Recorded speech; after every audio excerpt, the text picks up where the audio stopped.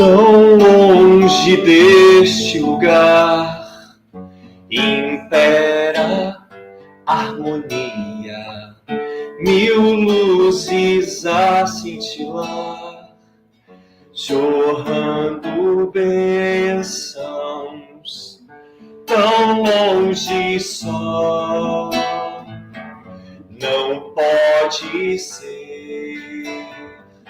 O Pai não desampara, sou filho do amor. Certo ou errado, ação e reação, causa e efeito, semeou, colheu. Encontro dentro de mim o caminho, a verdade, o germen da perfeição, consciência despertar. Aqui no meu lugar tenho amor a florescer pela estrada da luz. O planeta seguirá. Certo ou errado, ação e reação, causa e efeito, semeou, colheu.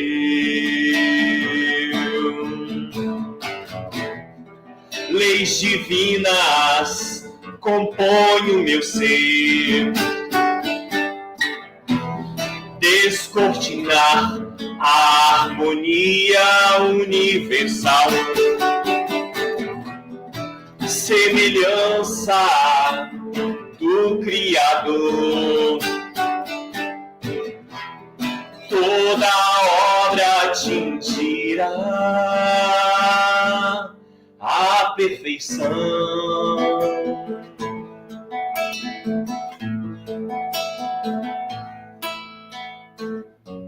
Certo ou errado, ação e reação, causa e efeito, semeou, colheu. Certo ou errado, ação e reação, causa e efeito, semeou, colheu. Semeou, colheu. Semeou, colheu.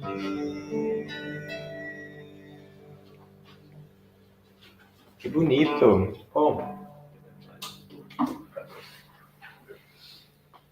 Sentiram a consciência despertando? Quem aqui já ouviu falar de Eurípides Barçanufo? Bom, quem não ouviu, tarefa de casa. Pesquisar esse ser maravilhoso. Eurípides Barçanufo. Eu vou contar uma história, só para vocês sentirem uma pitada da grandeza desse espírito. Eurípides nasceu no ano de 1880 e desencarnou em 1918 com apenas 38 anos, na cidade de Sacramento, Minas Gerais. Numa belíssima noite, ele sentiu todo o corpo entrar em torpor. Em breves instantes, sentiu que o seu espírito se desprendia do corpo e uma força intangível o carregava para cima. Parecia que braços os levavam. Ele subia, subia, subia. Quando menos percebeu, estava numa paisagem deslumbrante. Era uma campina verdejante linda, onde o verde não parecia esse verde que nós conhecemos, onde as flores eram mais belas que as flores que nós conhecemos. Então ele olhou ao longe e viu que um homem meditava.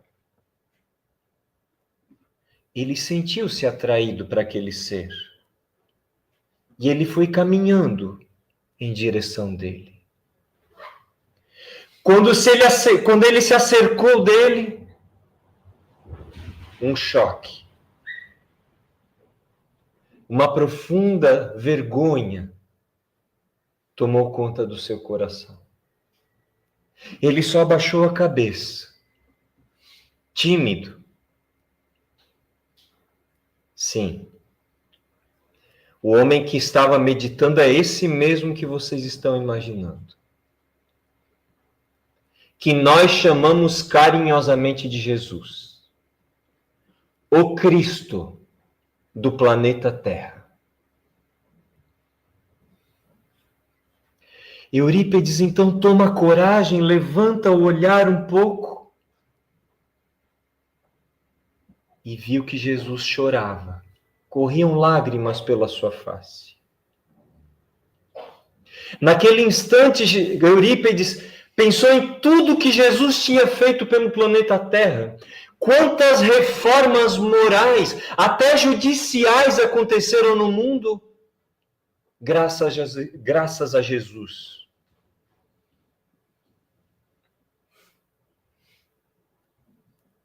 Ele então toma coragem e, totalmente emocionado, pergunta: mestre, por que tu choras? Jesus permanece num silêncio profundo.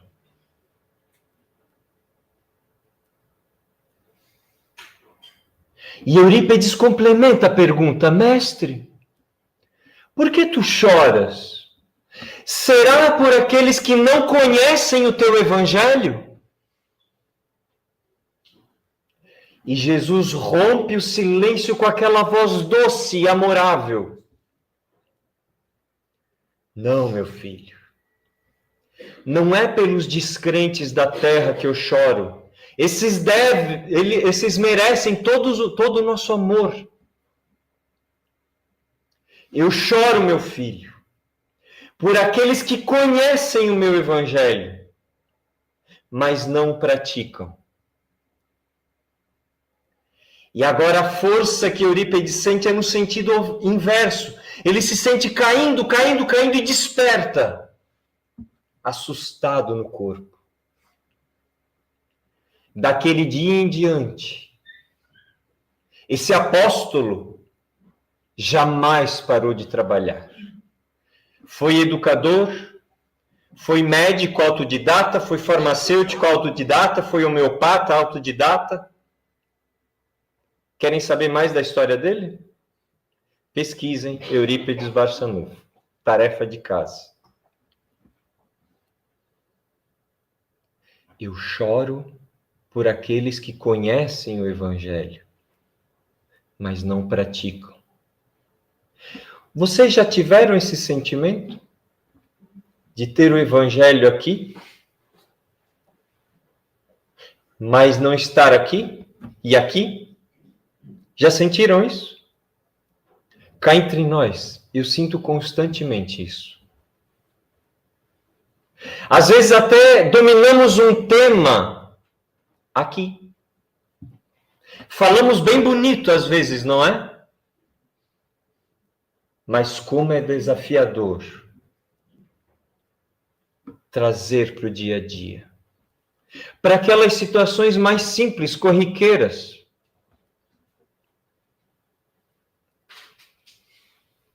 Está longe a teoria da prática, né? Será que fazer o bem é falar do bem?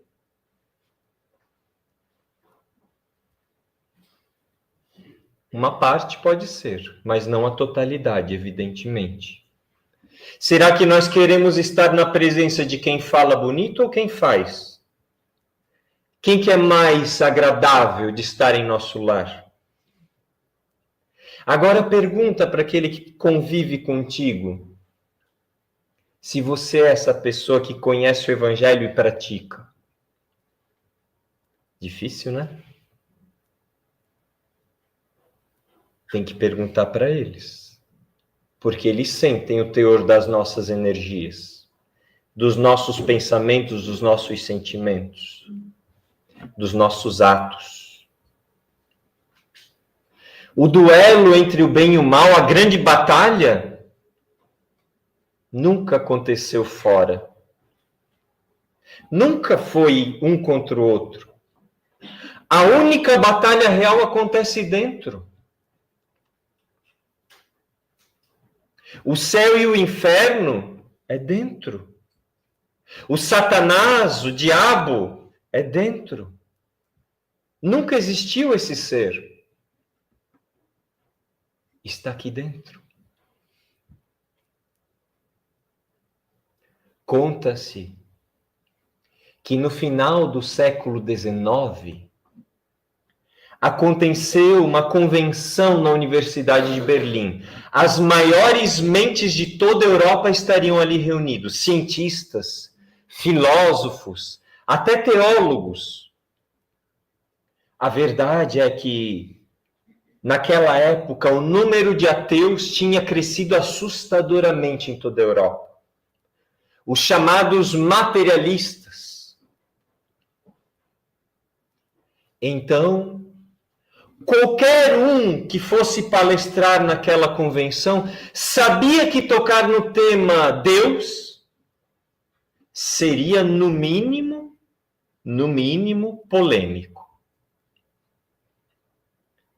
Mas um professor da universidade toma a tribuna e, querendo chocar mesmo, pergunta o seguinte: Deus criou tudo que existe? Boa pergunta, né? Um jovem corajoso responde sim, Deus criou tudo que existe. Mas então você está me dizendo que se Deus criou tudo que existe, ele criou o mal. Um choque maior ainda.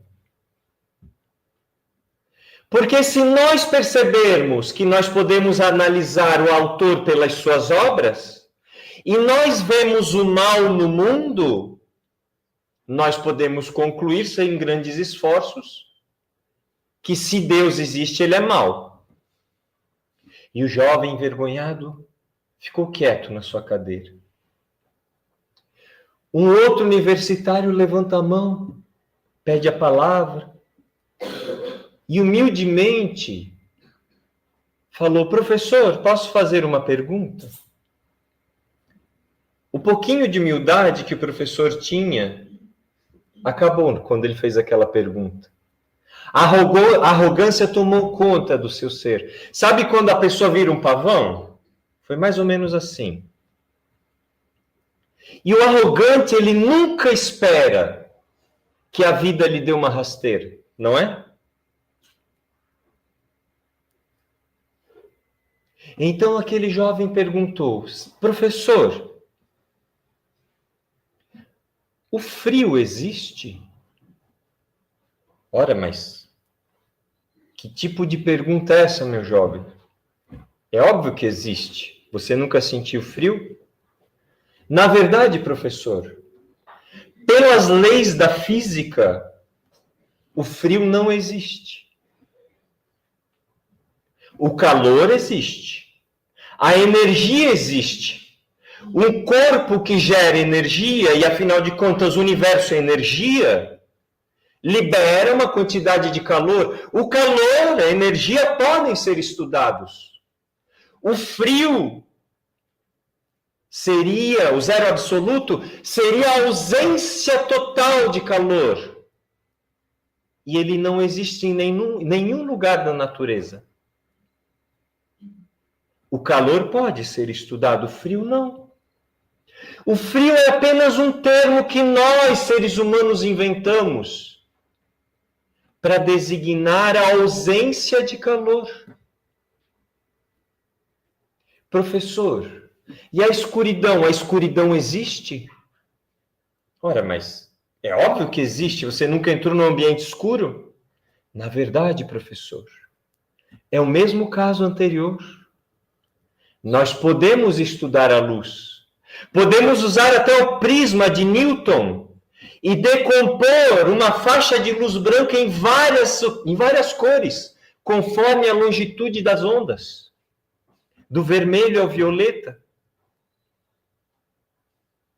Mas a escuridão não pode ser estudada. Você só mede a escuridão de um ambiente pela quantidade de luz que existe nesse ambiente. Portanto, a escuridão é só um conceito humano para definir quando há ausência de luz. Por fim, professor, o mal existe? O professor ainda não tinha descido das tamancas, não. Mas é óbvio que existe, e eu afirmo categoricamente, existe violência, existe guerra. Isso é do mal. E se esse Deus que vocês tanto falam existe, ele tem que ser mal. Professor, é o mesmo caso. O frio é a ausência de calor. A escuridão é a ausência de luz. O mal é apenas, tão somente a ausência do bem. O mal se instala quando a criatura, pela sua escolha, pelo seu livre-arbítrio, não deixa a sua divindade ser exteriorizada. O mal, professor, é apenas, tão somente, a ausência do bem. E aquele jovem foi ovacionado, aplaudido de pé. Agora o professor desceu das tamancas. O reitor da universidade toma a palavra e pergunta: meu jovem, qual é o seu nome? E ele humildemente respondeu: Albert Einstein.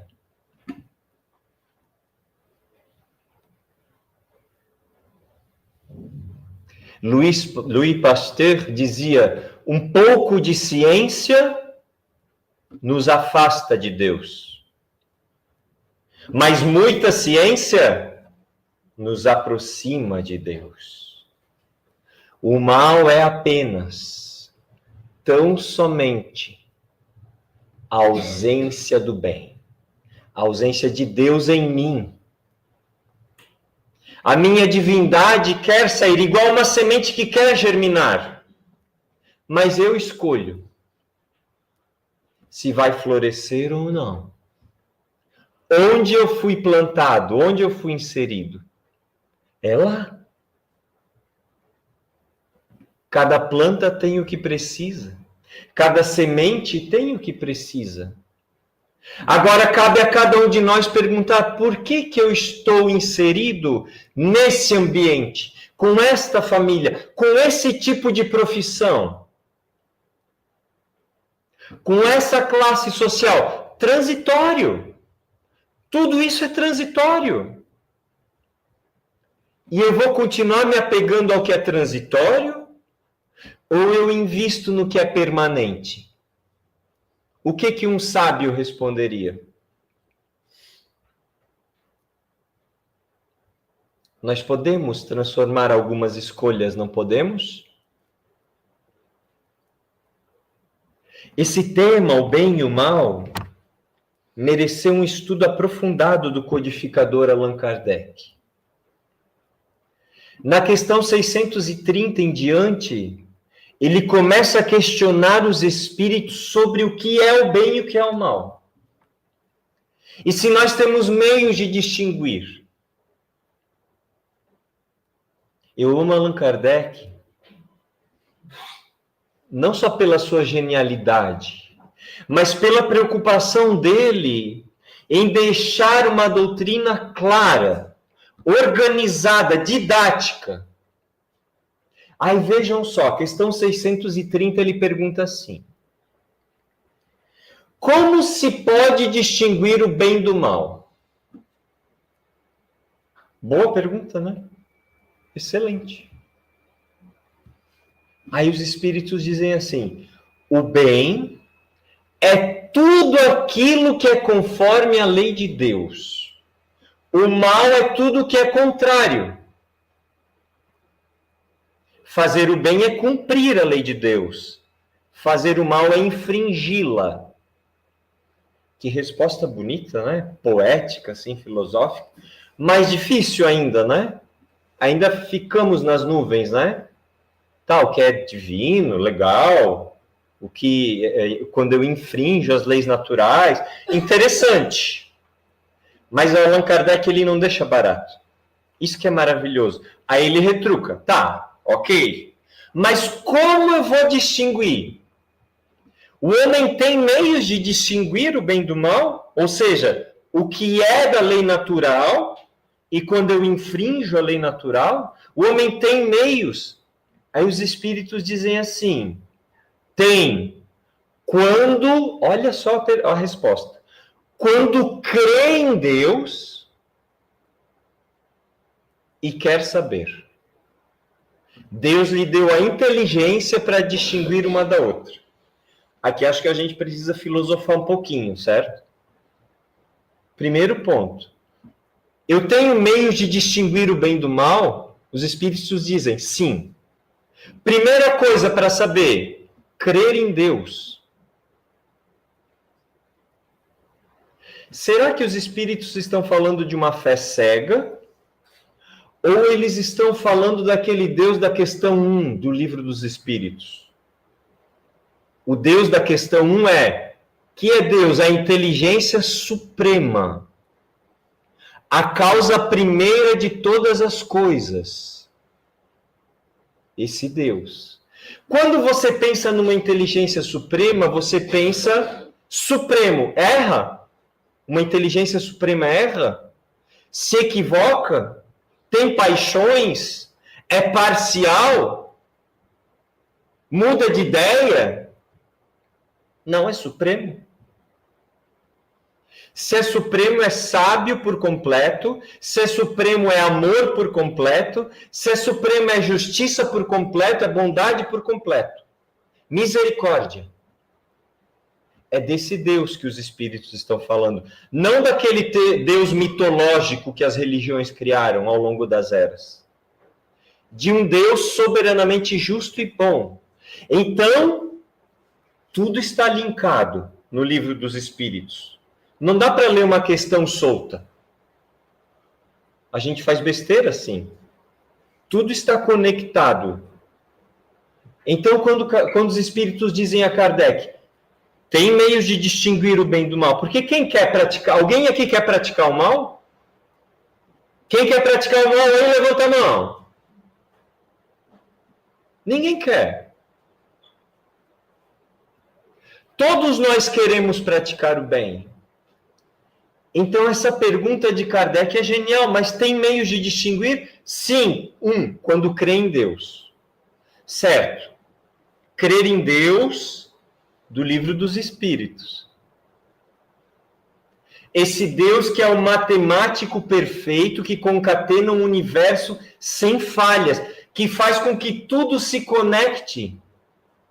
Que cada pensamento que eu emano gere uma energia, mas que eu atraia a mesma situação. Que cada palavra que eu profiro atraia situações semelhantes. E cada ato que eu semear, eu colha.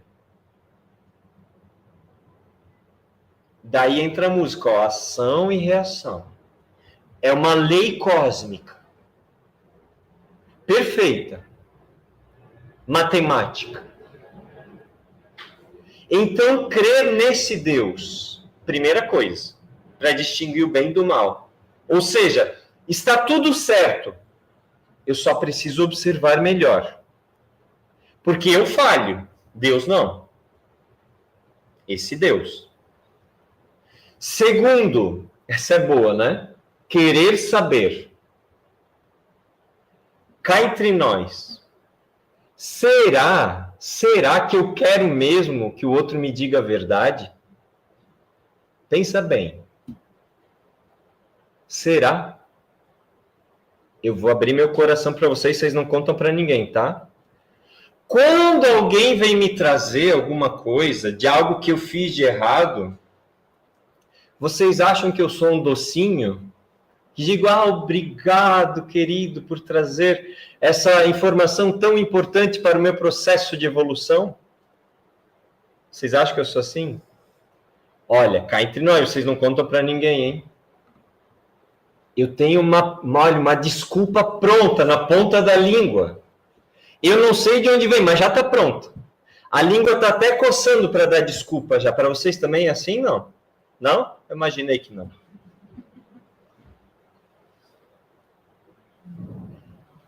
Então, perceberam a sutileza?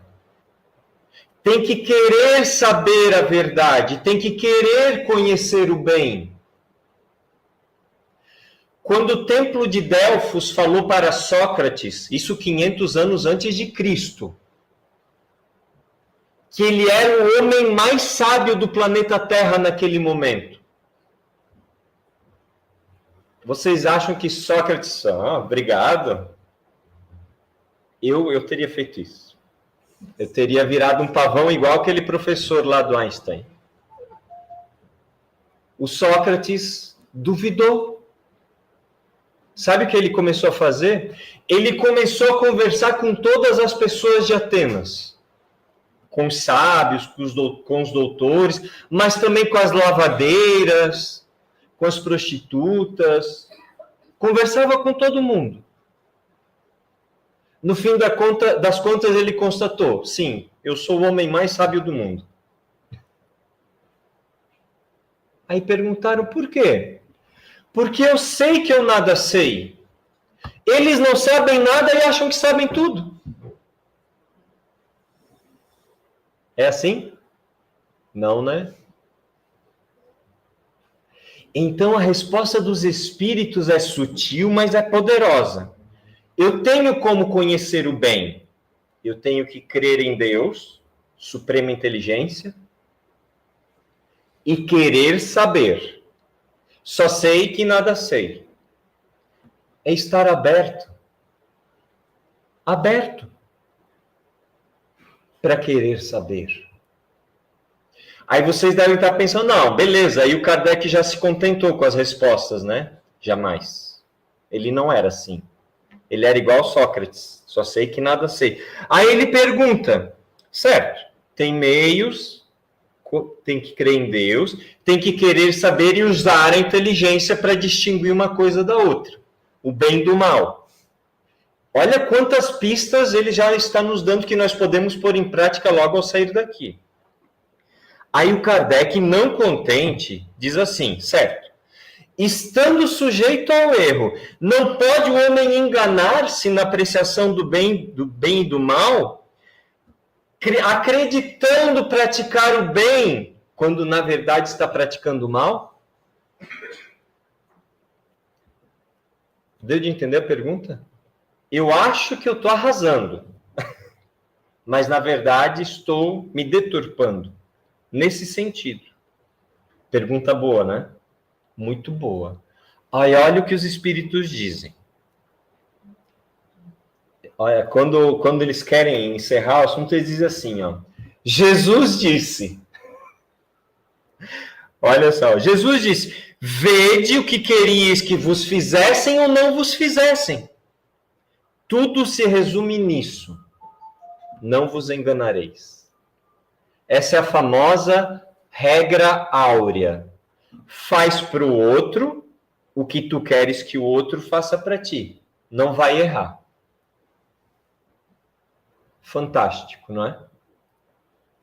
Quando falaram para Jesus disso, ele falou, aí está toda a lei e os profetas. Faz para o outro o que tu queres que o outro faça para ti. Em certa ocasião, um jovem ambicioso desafiou os dois maiores mestres da lei judaica, Hilel e Shammai. Hilel era coração aberto, mente progressista, assim, bem estilo Sócrates, só sei que nada sei. E o Shammai não era mau, mas ele era disciplinado, rígido, mais fechado, apegado aos textos sagrados. E o jovem chegou para o Shammai e perguntou: eu te desafio a, durante o tempo que eu conseguir ficar numa perna só, você me explicar toda a lei e os profetas. E o Shammai ficou bravo com o jovem: mas que ambicioso, que absurdo! Não tem como explicar para você durante uma vida que saem duas toda a lei e os profetas. É impossível, sai já daqui. Então o jovem procurou o sábio Hilel, que era o avô daquele famoso Gamaliel, que é aquele mestre do Paulo de Tarso, que aparece no Paulo Estevão. Quem lê o livro vai saber. Quem não leu, outra recomendação maravilhosa. O Hilel era avô do Gamaliel. E o Hilel aceitou o desafio. Falou para o jovem: claro, pode ficar numa perna só. E então, resume para mim toda a lei e os profetas. E o Hilel falou: faz para o outro o que tu queres que o outro te faça. Não, e todo o resto? Todo o resto é complementação para chegar nisso. Faz para o próximo o que tu queres que o próximo te faça. Bonito, né? Certo. Isso explicaria a lei de sociedade. Se todo mundo fizesse isso, como seria a nossa sociedade? Vocês conseguem imaginar? Perfeita, né? Se todo mundo fizesse, não teria competição, um respeitaria o outro, seria espetacular. Não é? Aí vocês acham que o Kardec ficou satisfeito? Não, ele não fica, ele não é assim. Aí ele perguntou assim: a regra do bem e do mal, isso é na questão 633, que se poderia chamar de reciprocidade, essa que faz para o outro que tu queres que faça para ti, ou solidariedade, é inaplicável ao proceder do homem para consigo mesmo. Sacada genial, né? Porque a resposta foi: não, faz para o outro o que tu queres que o outro faça para ti. Mas ela não é aplicável para si mesmo, diz Kardec. Achará o ser humano na lei natural a regra desse proceder e um guia seguro? Lembrando que o tema é o bem e o mal. Tem como achar dentro da lei natural um guia seguro? Aí olha a resposta dos espíritos. Agora eles encerraram o assunto. Eles falaram assim: vê se é bom para vocês essa resposta. Quando vocês comem em excesso, vocês verificam que isso faz mal, certo? Quando você come em excesso, você percebe que fez mal. Pois bem, é Deus que vos dá a medida daquilo que necessitas.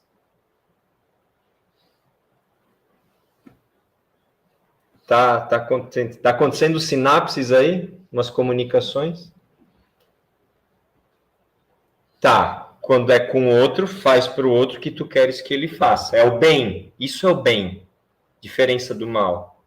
Mas consigo mesmo, nós carregamos a medida em nós.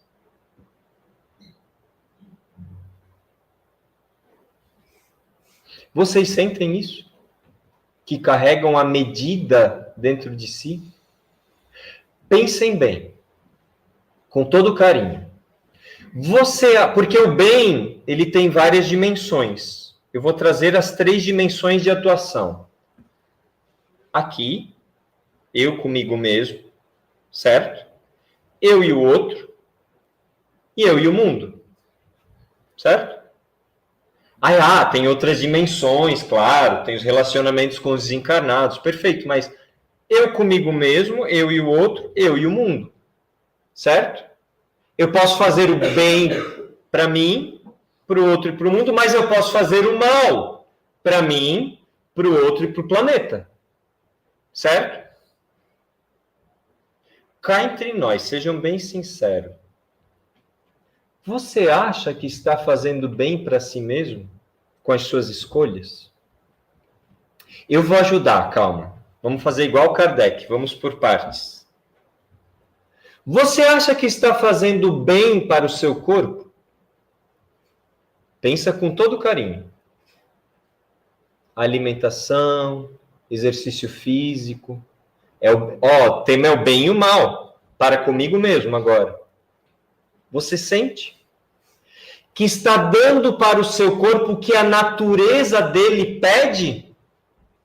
Sinceridade, hein? Não precisa responder para mim, é só para si. É o bem e o mal acontecendo. Vocês estão sentindo isso? É o bem e o mal. Tá, no corpo. Na mente. Já perceberam que a mente, ela sempre quer mais? Ela quer ser alimentada. Ela quer estudar. A mente quer. Ela quer aumentar o intelecto. Ela quer também ter foco. Ela quer ser cultivada. Olha que bonito. Meditação em tibetano se chama Lojong. Lojong significa cultivar a mente. Que lindo, né? Quando você cultiva uma planta, você cuida do solo, você mede a quantidade de água, você mede a luz solar, se é muito, se é pouco. São vários fatores para deixar uma planta viva, linda, exuberante. Por que não fazer o mesmo com a mente? Você sente dando para sua mente o que ela precisa? Estudo, oração, meditação. Será que estou dando tudo isso para ela? Para ela desempenhar o papel que ela precisa desempenhar? Eu fiz recentemente uma atividade com pais de crianças. Eu perguntei para eles, como vocês definem a mente de vocês agora, nesse exato momento? Eles falaram, maluca, estressada. Eu falei, ninguém vai falar uma coisa boa da mente? Ninguém. Se eu perguntar para vocês, como vocês definem a mente de vocês nesse exato momento?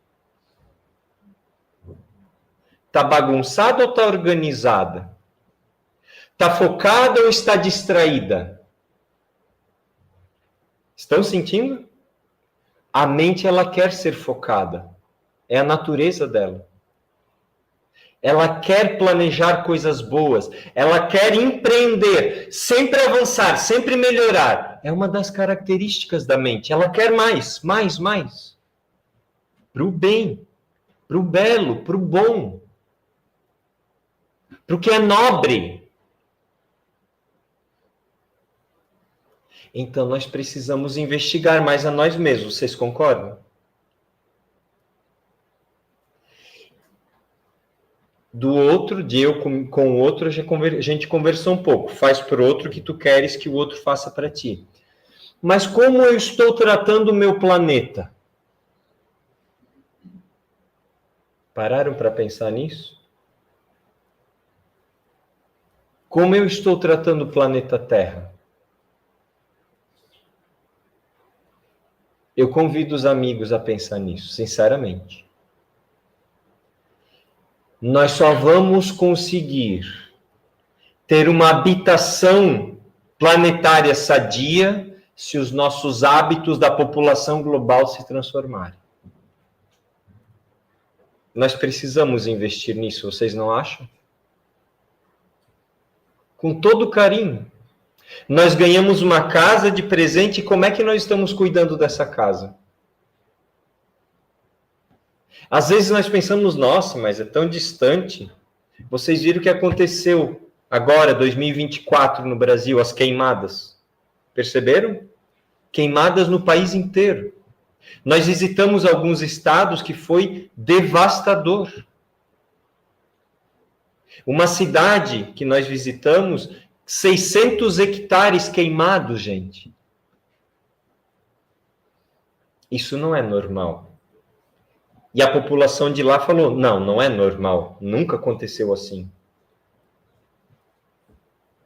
Nós precisamos pensar nos nossos hábitos individuais para cuidar dessa casa maravilhosa. Chegou a hora.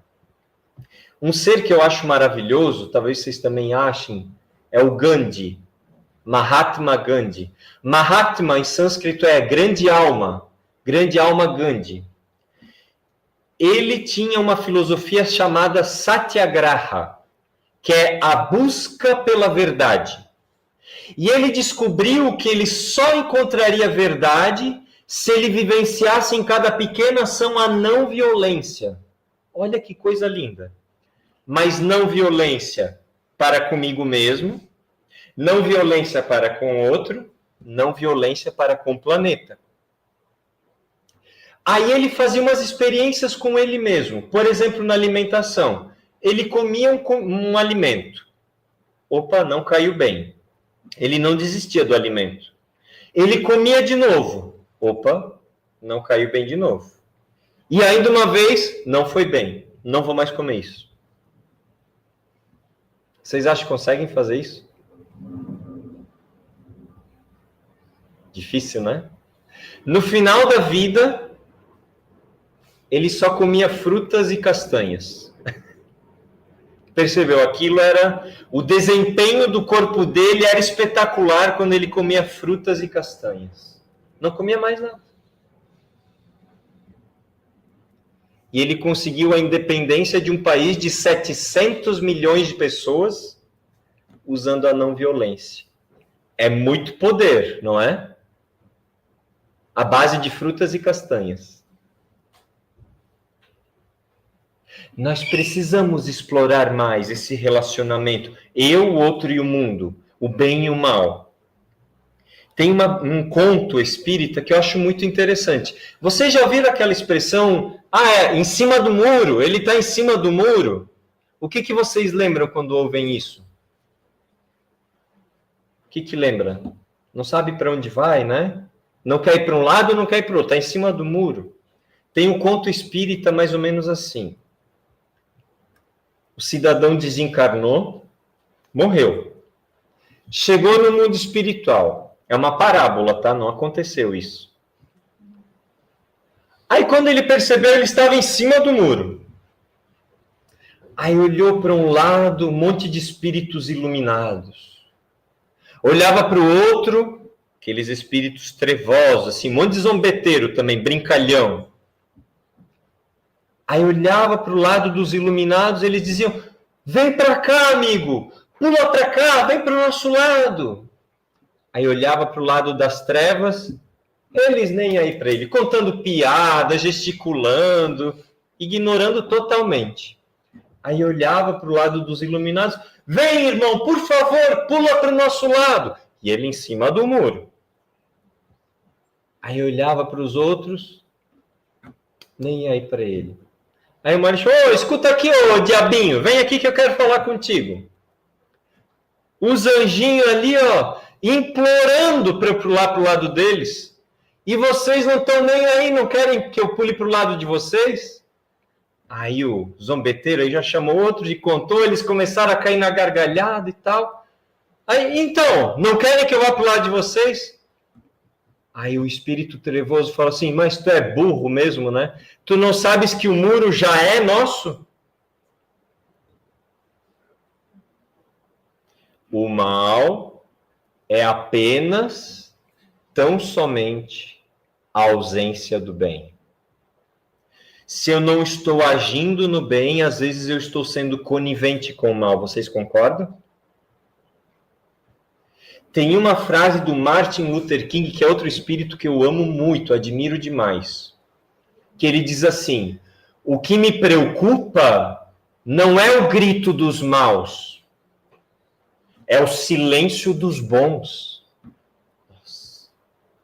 Poderoso isso, né? O que me preocupa não é o grito dos maus, é o silêncio dos bons.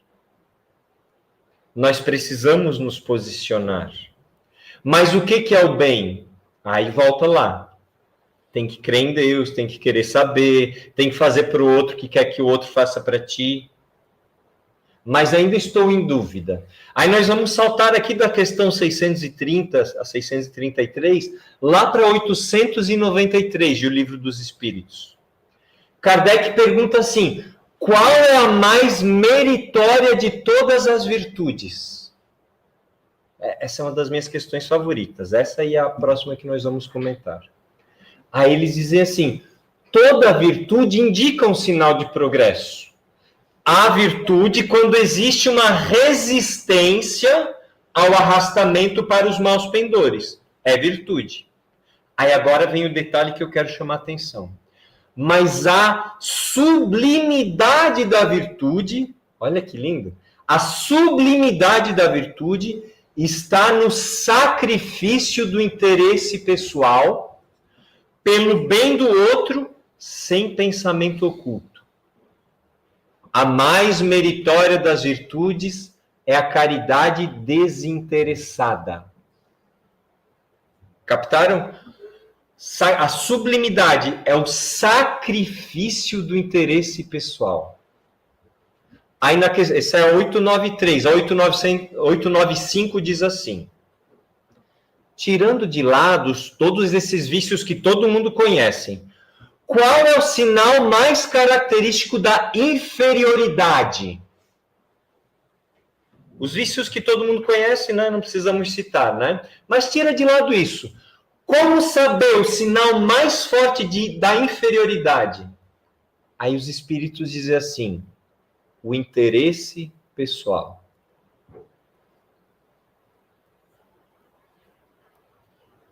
Opa! Eu acho que agora ficou mais claro o bem e o mal, não ficou? Mal. Interesse pessoal. Ó, até rimou. O mal é o interesse pessoal. O bem é o sacrifício do interesse pessoal. O que é o sacrifício do interesse pessoal? O bem comum. Percebam como age um ser na natureza. Ele pode até estar agindo por sobrevivência, mas percebem como o impacto de um ser gera um impacto em todo o meio ambiente? Uma árvore está trabalhando pela sua sobrevivência, pelo seu progresso, mas quanto ela contribui para o seu habitat? Um pequeno animal, um inseto, um grande animal. Se nessa cadeia algo corta, o que acontece com aquele habitat? Desequilíbrio. Só tem uma espécie que causa desequilíbrio na natureza. Todas as outras não causam. Vocês lembraram quem é, né? É nós.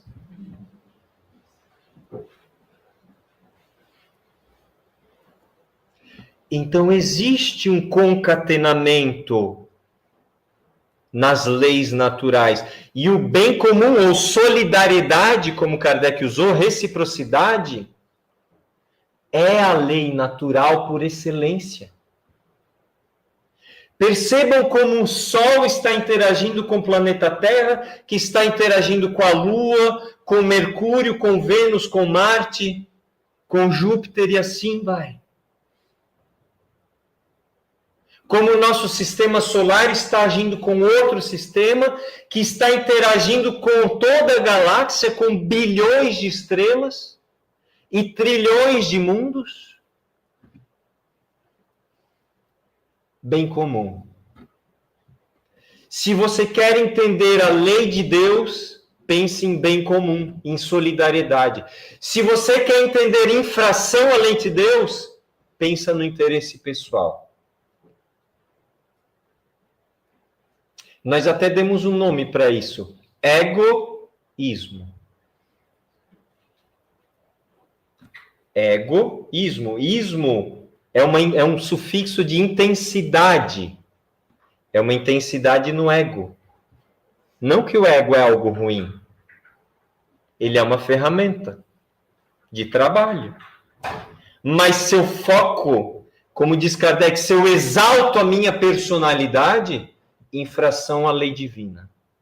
Agora, se eu planejo um ato para o bem de todos e executo, bem comum. Está vivendo a lei natural. Agora, cuidar do meu corpo para que ele seja uma ótima ferramenta de trabalho, é bem comum ou é interesse pessoal? Cuidar da minha mente para que ela gere um impacto, um bem-estar para quem convive comigo. É bem comum ou é interesse pessoal? Estão sentindo as nuances? É nisso que nós queremos chegar. Ah, mas uma andorinha não faz verão. O que adianta eu trabalhar só em mim? Eu gostaria de encerrar as reflexões dessa noite com uma história que me comove muito. Conta-se que uma professora do 5º ano primário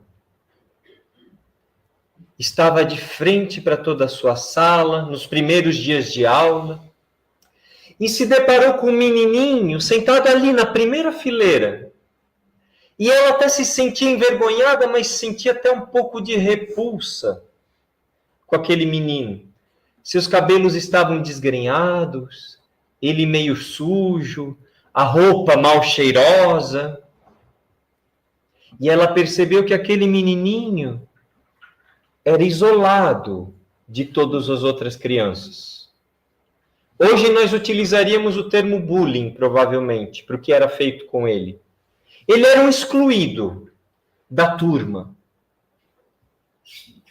Ela, então, pegou os diários de classe das professoras dos anos anteriores. Aquele menininho era chamado pelos amigos de Ted. Ela pegou o diário de Ted e leu da professora do 1º ano. Ted é um aluno brilhante. É muito agradável estar com ele. Ele faz amizades facilmente. Todos os trabalhos dele é de dedicação, de zelo, de esmero. Ela pensou, não é a mesma criança, não pode ser. O que aconteceu do 1º ano até o 5º? Aí pegou o diário da professora do 2º ano. Ted é um aluno exemplar. Ele vai muito bem, é muito dedicado.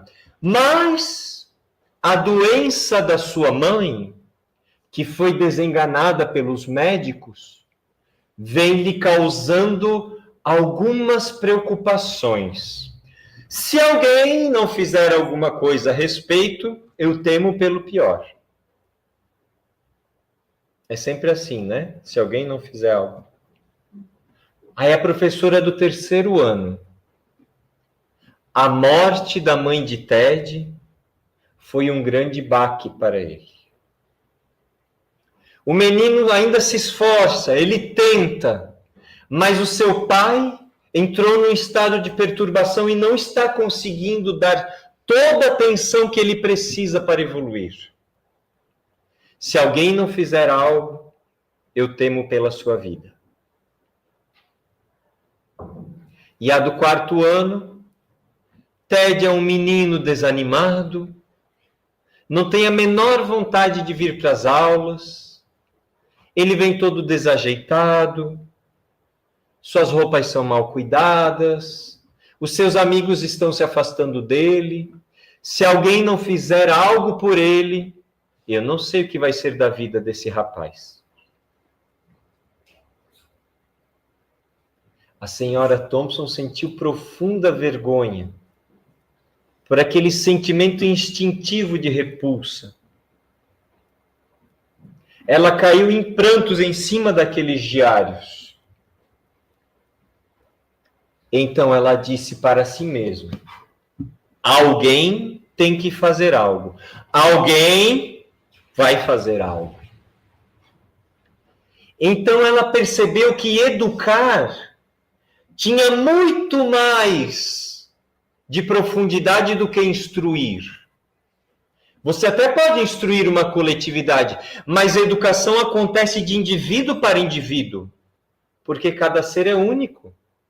Então ela começou a cuidar de cada criança conforme as suas características, conforme as suas necessidades. E Ted foi progredindo, foi se sentindo mais empoderado, foi se sentindo amado, acolhido, com gestos pequenos. Então teve uma festividade na escola, as crianças levaram presentes para a senhora Thompson, envoltos em belas embalagens, com lacinhos e tudo mais. Ted levou, sabe aquela sacola de padaria, aquele saco marrom? Levou um presente embrulhado naquilo. É o que ele não conseguia dar. As crianças riram dele. E ela diz, não, um presente é precioso quando vem do fundo da alma. Ela desenrolou o pacote e viu que tinha uma pulseira de pérolas, faltando algumas pedras. Ela pega e coloca gentilmente a pulseira. Ela viu um frasco de perfume pela metade. Ela pega e passa nos punhos o perfume. E viu um belo sorriso. Ela nunca tinha visto o Ted sorrir. Então ele abre um sorriso de orelha a orelha. Todas as crianças vão embora, menos Ted. Ficou ali sentado, admirado com a professora. Ele se aproximou dela e disse, a senhora está com o cheirinho da minha mãe. Ela dá um abraço apertado no menino, ele vai para casa e ela cai em pranto ali, na sua carteira. E ela continuou o investimento nas individualidades. E Ted foi se aprimorando, se aprimorando. A mudança de Ted gerou uma mudança no pai. O pai percebeu que precisava dar mais pelo bem do filho. Ele estava em luto por tanto tempo. Precisava fazer algo. E as crianças como um todo se desenvolveram moralmente, se desenvolveram intelectualmente. E não que isso importe, mas Ted terminou o ano como o melhor nível acadêmico da classe. De repudiado a destaque do ano. E no final do ano ele chega para a senhora Thompson e diz, professora, você foi a melhor professora de toda a minha vida. No ano seguinte, termina o ano, ela recebe uma carta. Professora, você continua sendo a melhor professora da minha vida, assinado Ted. E assim as cartas se repetiam ano após ano. Quando ele se formou no ensino médio, mesma coisa. Então um dia, depois de tanto tempo, chega uma carta, senhora Thompson. Era um antigo aluno que disse que se formou em medicina, se tornou médico, avisou que seu pai havia falecido, mas a estava convidando para o seu casamento. Falou que a presença dela era imprescindível. E no final estava assinado Dr.